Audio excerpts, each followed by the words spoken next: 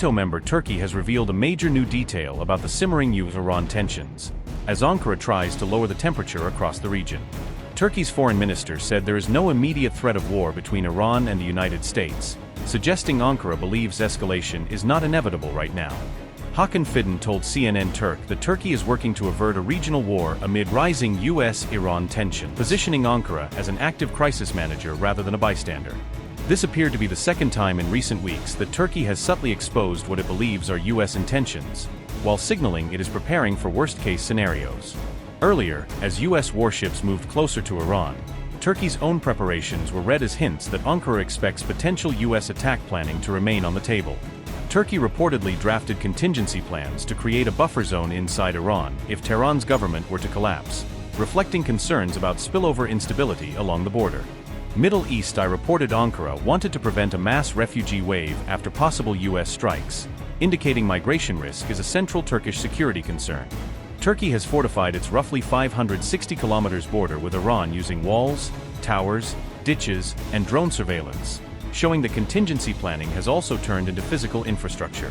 Hakan Fidan said, and I quote, "At the moment, there does not seem to be at least an immediate threat of war between Iran and the United States."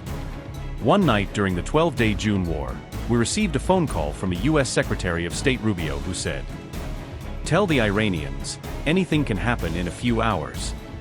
I talked to my Iranian counterpart and he said, "How can that be possible?" We had set a date for the meeting. It was the U.S. that was talking, and Israel that was striking. This time the situation may be different. We are doing everything we can to prevent a disaster. The Iranian regime does not change with an airstrike or anything else. It's a pipe dream. The problem is not the regime itself. The problem is the decisions and policies taken by the regime. There are also regimes that are more centrally totalistic than the Iranian regime. If there is genuine will to resolve the issue, you can see its impact on the ground. What matters to us is that as talks move toward a concrete outcome, the threat of war also steadily recedes.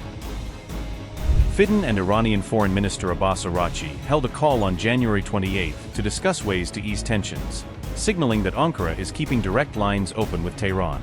Turkey has opposed any U.S. military action against Iran and has backed a diplomatic solution, arguing that more conflict would destabilize the entire neighborhood.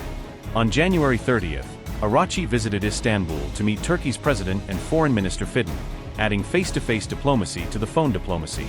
Araghchi met President Erdogan as both sides sought to cool tensions amid U.S. threats linked to Iran's protest crackdown, with Turkey aiming to prevent escalation. Araghchi's trip came a day after the EU formally listed the Araghchi as a terrorist organization, which added new pressure on Tehran and raised the risk of miscalculation. President Erdogan said Turkey is ready to act as a facilitator between the U.S. and Iran, pitching Ankara as a bridge that can carry messages and host engagement. U.S. Middle East allies like Saudi Arabia and the UAE have also kept channels open with Tehran, signaling they do not want their territory turned into a launchpad for war. Saudi Arabia and the UAE have reportedly told Iran their soil and airspace would not be used for any strike, drawing a clear line even while remaining U.S. partners.